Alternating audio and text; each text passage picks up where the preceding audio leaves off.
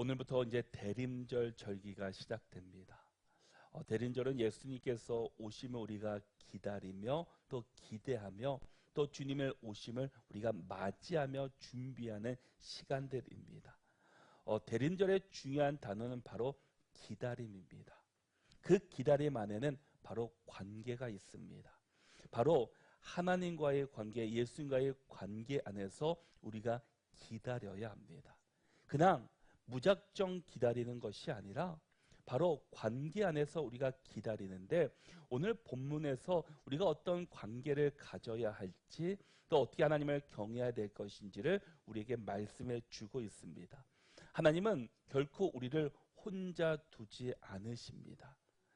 우리를 관계 안에서 살아가도록 우리를 지으셨습니다. 우리의 신앙도 하나님과의 관계입니다. 우리의 신앙, 우리의 믿음을 잘 보시면 우리가 하나님과의 관계가 잘 유지되어 있으면 우리의 믿음과 우리의 신앙이 잘 자라고 어떠한 어려움과 어떠한 문제 앞에서도 우리가 흔들리지 않고 믿음으로 돌파하게 됩니다.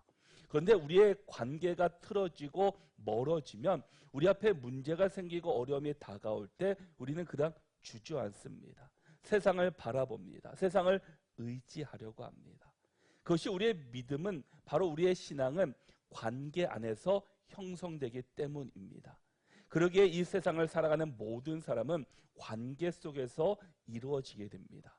가정이라는 관계, 또 직장이라는 관계, 또 학교나 또 교회라는, 또 많은 모임과 공동체라는 이 관계 안에서 우리가 살아가게 됩니다. 그래서 다른 사람들이 나에게 영향을 미치고 나도 다른 사람들에게 영향을 주며 함께 살아가게 됩니다. 그래서 다른 사람과 바른 관계를 맺으며 살아가는 일은 매우 중요할 것입니다. 그러면 다른 사람과 이 바른 관계를 위해서 가장 중요한 것은 무엇이겠습니까? 가장 중요한 요소는 상대방의 입장에서 생각하는 겁니다. 생각을 전환할 때 우리의 모든 꼬였던 관계가 회복시키시고 바른 관계를 맺을 수 있기 때문입니다.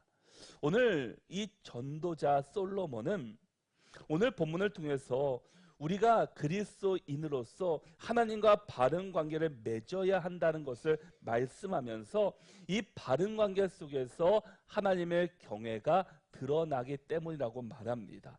그리고 하나님과의 바른 관계를 위해서 이 세 가지 조언을 우리에게 주고 있습니다. 그 첫 번째는, 하나님과의 바른 관계를 맺기 위한 솔로몬의 첫 번째 조언은 예배에 대한 조언이었습니다. 전도서를 기록한 이 코헬렛 전도자는 솔로몬입니다. 솔로몬은 이스라엘 왕으로서 하나님 앞에 그리고 백성 앞에 최고의 선물을 하나 준비했습니다. 그것은 바로 성전을 지은 것입니다. 성전을 지어 하나님 앞에 예배하니 하나님께 큰 선물이었고, 백성들이 예배드리면서 하나님을 만나니 백성에게도 큰 선물이 되었습니다. 이 아버지 다윗이 준비해 놓은 많은 것을 가지고 또 자신에게 이 주어진 하나님의 지혜를 가지고 인간이 만들 수 있는 최고로 아름다운 성전을 그가 지으게 됩니다. 그의 근동시대 많은 열국들이 구경할 정도로 최고의 성전을 지어 하나님 앞에 봉헌하고 백성들에게 선물로 주었습니다.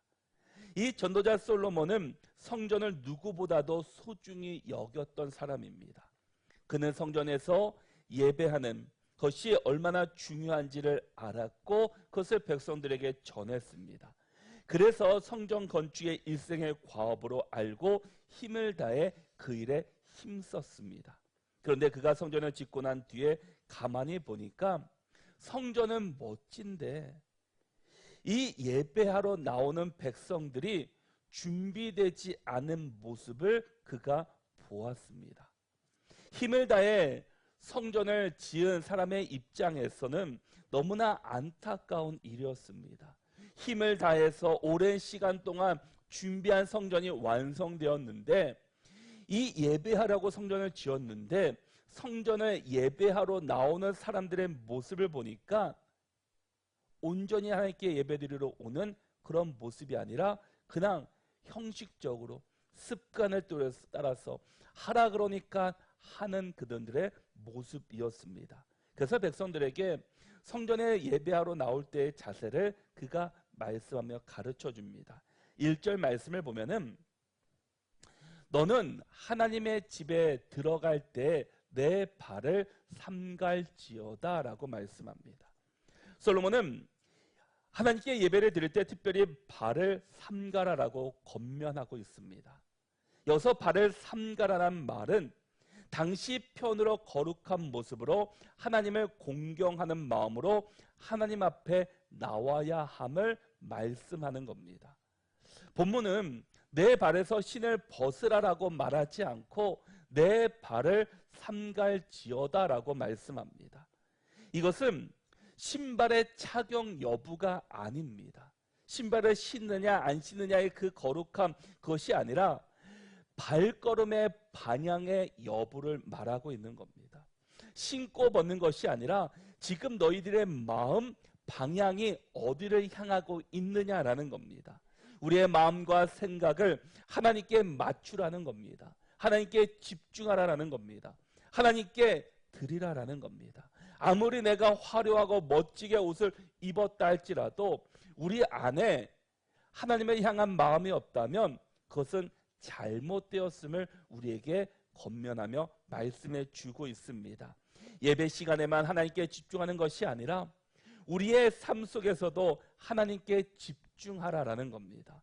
늘 하나님께 마음을 두고 우리의 생각과 시선을 하나님께 두고 하나님께서 인도하시는 대로 하나님께서 이끄시는 대로 우리가 순종하며 살아가야 한다는 겁니다. 이 예배당에서만 예배 시간에만 우리의 마음을 온전히 들여서 예배할 뿐만 아니라 우리의 삶 속에서도 예배하는 마음과 모습으로 우리가 살아가야 합니다. 그럴 때 하나님께서 우리와 동행하시고 우리에게 은혜를 베풀어 주십니다. 그래서 우리가 예배하는 모습뿐만 아니라 그 예배 가운데 우리의 모습이 어떠해야 되냐? 1절 말씀을 다시 보시면 말씀을 듣는 것이 우매한 자들이 재물 드리는 것보다 나으니라고 말씀합니다. 여기서 우매한 자는 어리석은 사람입니다. 이 어리석은 사람은 하나님을 멀리하는 사람입니다. 하나님이 아닌 세상이 힘이 있고 세상의 우선순위고 세상이 나를 지키고 다스려 줄 것으로 여기는 사람입니다. 그래서 이 지혜자는 이 솔로몬은 지혜로운 자와 어리석은 자, 이 우매한 자의 모습을 비교하면서 무엇이 하나님께서 기뻐하시는 일인지 무엇이 하나님께 영광 돌리는 일인지를 우리에게 말씀하고 있습니다. 그것이 무엇입니까?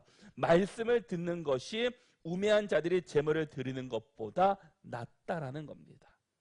그러니까 지혜 있는 자는 하나님의 말씀을 경청하는 사람입니다. 하나님의 말씀을 가까이 하는 사람입니다. 하나님의 말씀을 들어야 하고 그 말씀대로 살아가야 합니다. 우리가 하나님의 말씀을 들을 때 그 안에 우리의 믿음이 성장하기 때문입니다.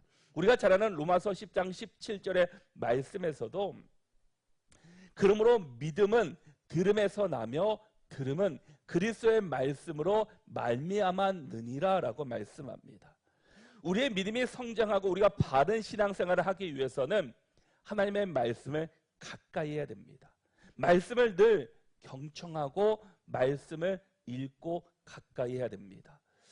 그래서 제가 계속해서 내년을 준비하면서 어떻게 하면 우리가 하나님의 말씀을 읽을 수 있을까? 하나님의 말씀을 가까이 할 수 있을까라는 계속 기도하며 연구하고 있습니다. 여러 가지 방법들이 나오는데 어떤 방법을 여러분에게 권면하든지 말씀을 정말 가까이 할 수 있기를 바랍니다. 그것이 우리를 살리는 길이고 우리를 올바른 길로 인도하는 길이기 때문입니다. 여러분 우리가 잘 아는 말씀 가운데 마르다와 마리아 이야기를 여러분 잘 알고 있습니다.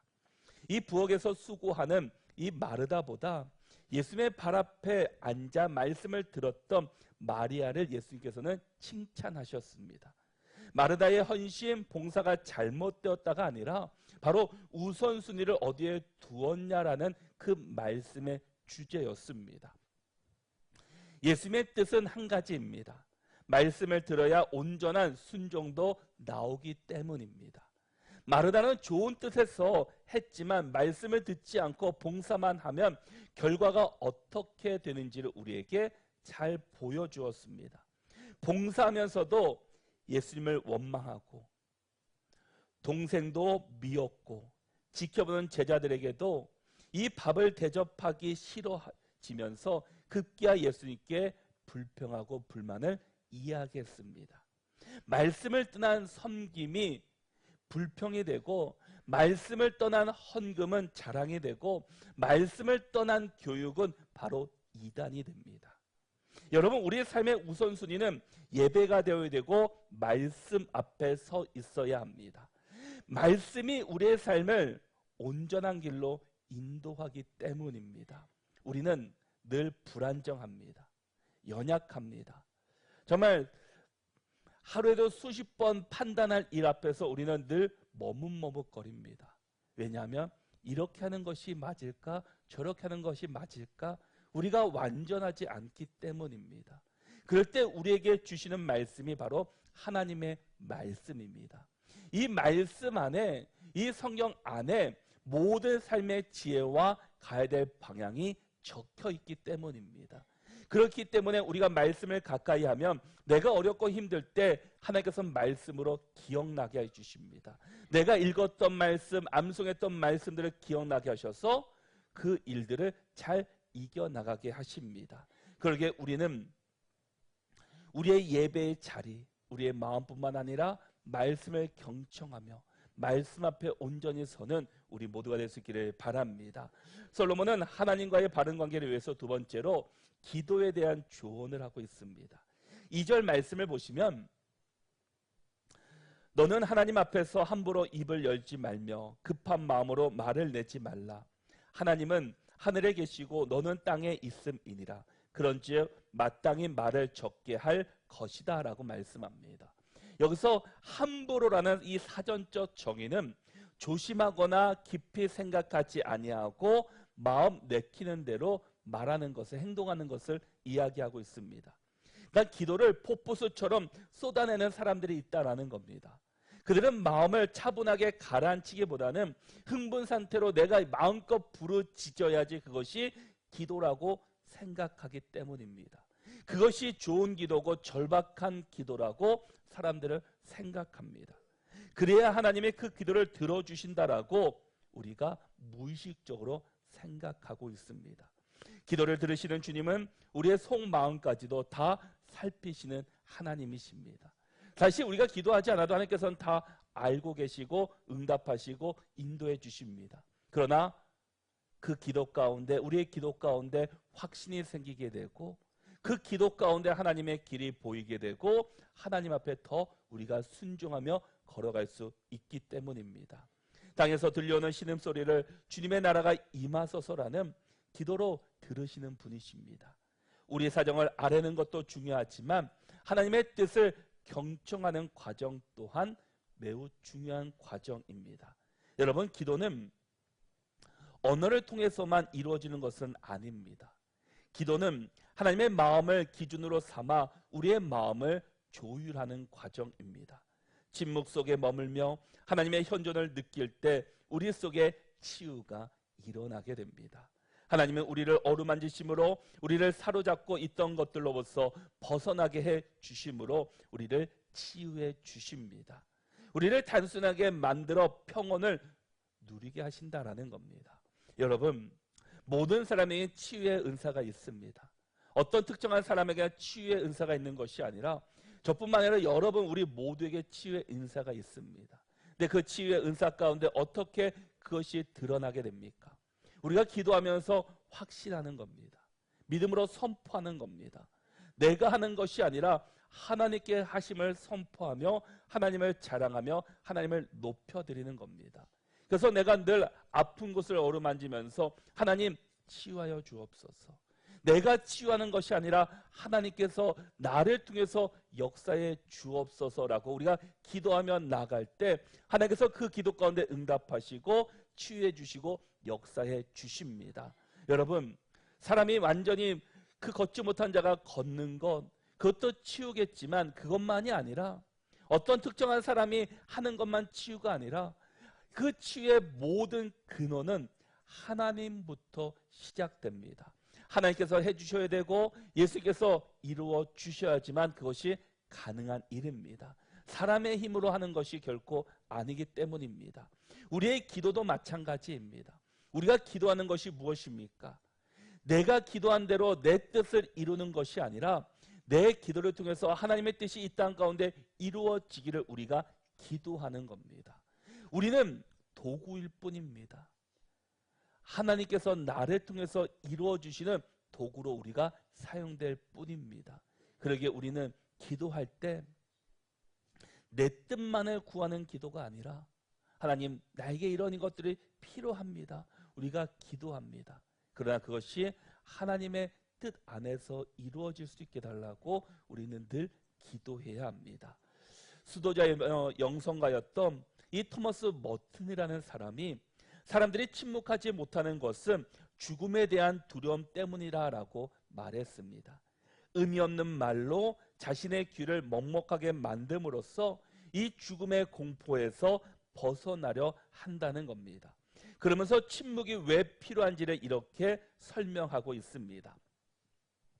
가장 깊은 차원의 의사소통은 의사소통이 아니라 친교다. 그것은 말이 없다. 그것은 말을 넘어서고 웅변을 넘어서며 개념을 넘어선다. 우리가 발견하는 것은 새로운 일치가 아니다. 우리는 더욱 오래된 일치를 발견한다. 친애하는 형제들이요, 우리는 이미 하나다. 단지 하나가 아니라고 상상할 뿐이다. 우리가 회복해야 할 것은 우리의 본질적 일치다. 우리가 되어야 하는 것은 있는 그대로의 우리다라고 말합니다. 여러분, 때로는 우리는 침묵이 필요합니다. 그렇다고 침묵한다고 하나님께서 듣지 않으시는 것이 아닙니다. 하나님의 뜻을 우리가 누리고 경험하는 겁니다. 그래서 3절에서도 걱정이 많으면 꿈이 생기고 말이 많으면 우매한 자의 소리가 나타나느니라 라고 말합니다. 참 절묘한 대비입니다. 걱정이 많으면 꿈자리가 사나워집니다. 이것은 누구나 다 경험해 보셨을 겁니다. 말이 많으면 반드시 어리석은 말을 하기 마련입니다. 하지만 말하는 당사자가 이 사실을 알아차리기란 쉽지 않은 일입니다. 끊임없이 만나는 사람과 만나면 쉽게 피곤해집니다. 그들은 자신의 숙견을 과시적으로 드러내 보이려고 합니다. 늘 가르쳐는 태도를 유지합니다. 다른 이들에게 말할 기회를 주지 않습니다. 하물며 하나님 앞에서 말을 많이 하는 사람, 그 사람들의 모습은 어떠하겠습니까? 예수님도 기도를 가르쳐 주시면서 마태복음 6장에서 이방인같이 중언부언하지 말라. 그들은 말이 많이 하여야 들으실 줄 생각하느니라 라고 말합니다. 말을 많이 한다고 하나님께서 다 들어주신다라는 것이 아닙니다. 침묵한다고 듣지 않으신다는 말이 아닙니다. 솔로몬은 하나님 앞에서 우리의 입과 마음을 조심하라고 말하고 있습니다. 솔로몬의 이 권면은 우리의 기도에 대한 권면이기도 합니다. 하나님 앞에서 기도할 때 아무 생각 없이 성급하게 말을 열지 말고 아주 성급한 마음으로 아무 말이나 내뱉지 말라는 말입니다. 기도는 일방적으로 하나님께 내 주장을 하는 과정이 결코 아닙니다. 하늘에 계신 하나님의 뜻을 묻고 깨닫는 과정입니다. 우리의 마음과 귀를 열고 하나님의 음성을 듣는 기도의 시간이 우리에게 있기를 소망합니다. 마지막으로 하나님은 그 하나님께 간절한 마음으로 서원에 대한 조언을 하고 계십니다. 5절 말씀을 보면은 서운하고 갚지 아니하는 것보다 서운하지 아니하는 것이 더 나으니라고 말씀합니다. 어떤 사람이 하나님께 이렇게 서원했다고 합니다. 하나님, 저에게 10억을 주신다면 내가 10분의 1을 그 자리에서 드리겠습니다 라고 기도했습니다. 서원했습니다. 하나님이 그 서원을 들어주시고 그 자리에서 8억을 주셨습니다. 서원할 때와 생각이 달라진 그 사람이 이렇게 말합니다. 하나님, 참 서운합니다. 저를 얼마나 못 믿으시면은 미리 2억을 떼시고 8억만 주십니까? 이처럼 급한 마음에 서원하기는 쉬워도 서원을 지키는 것은 참 어려운 일이다라는 겁니다. 서원에 대해서 가장 자세한 기록이 된 것은 레위기 27장입니다. 레위기 27장에는 크게 세 가지의 서원을 우리에게 말해주고 있습니다.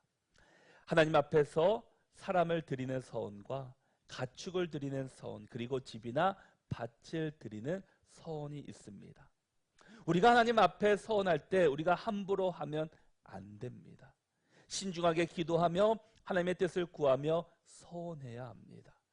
지금 당장 급하다라고 해서 하나님 이거 주시면 내가 이렇게 하겠습니다 라고 서원했다가는 정말 주신 다음에 내 마음에 갈등이 생겨서 아니 그때는 그랬지만 지금 보니까 아무래도 조금 더 이후에 제가 해도 되겠습니까? 라고 하면 안 된다라는 겁니다. 아예 서운하지 않은 것보다 못하다라는 겁니다. 너무나 급하게 서운하지 말 것을 우리에게 권면하시는 말씀입니다. 사람이 언제 서운을 하게 됩니까? 보통 급할 때나 간절할 때 서운하게 됩니다. 이루고 싶은 일이 너무나 급하고 간절해서 자신도 모르게 서운하는 경우들이 우리 주변에 많이 있습니다. 성경에 나오는 대표적인 예가 바로 사사였던 입다라는 사람입니다. 입다는 군사를 이끌고 암몬 족속과의 전쟁에 나갔습니다. 그는 승리에 대한 열망이 대단했던 사람입니다. 그래서 그는 이렇게 서원하게 됩니다. 사사기 11장 30절과 31절의 말씀을 보시면 그가 여호와께 서원하여 이르되 주께서 과연 암몬 자손을 내 손에 넘겨주시면 내가 암몬 자손에게서 평안히 돌아올 때 누구든지 내 집 문에서 나와서 나를 영접하는 그는 여호와께 돌릴 것이라.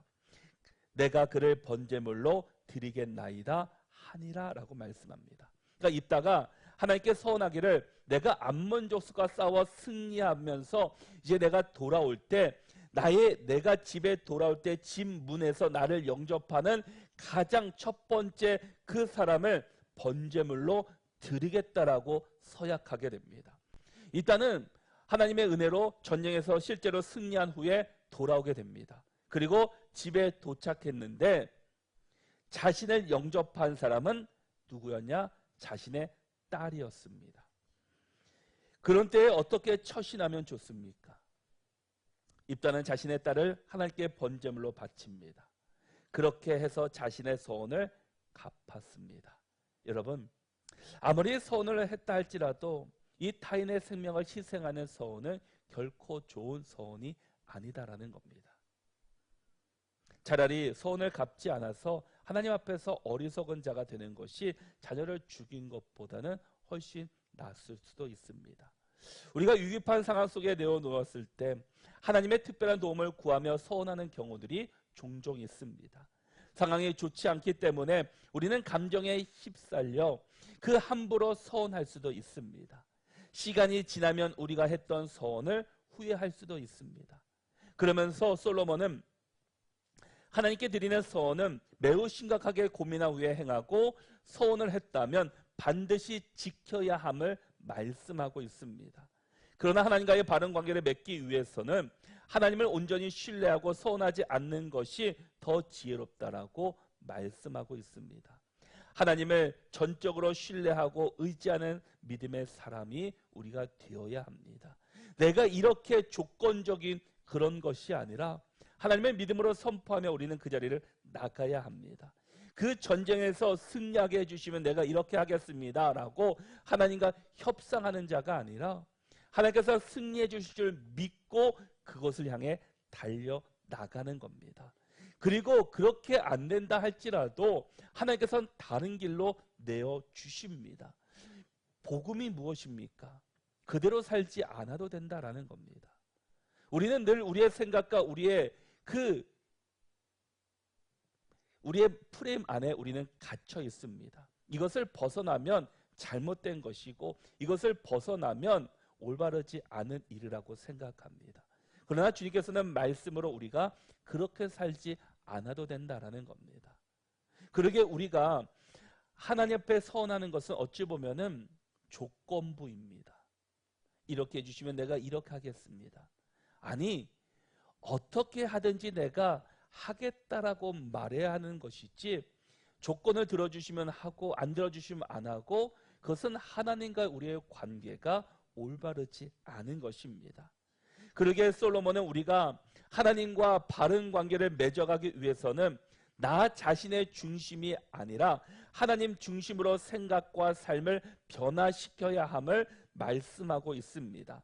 우리의 예배가 하나님을 기쁘시게 하는 경건한 예배가 되어야 되고, 우리의 기도가 한풀이가 아닌 하나님의 뜻을 구하는 기도가 되어야 하고, 서운하기보다는 하나님에 대한 절대적인 믿음을 가지고 우리가 살아가야 합니다.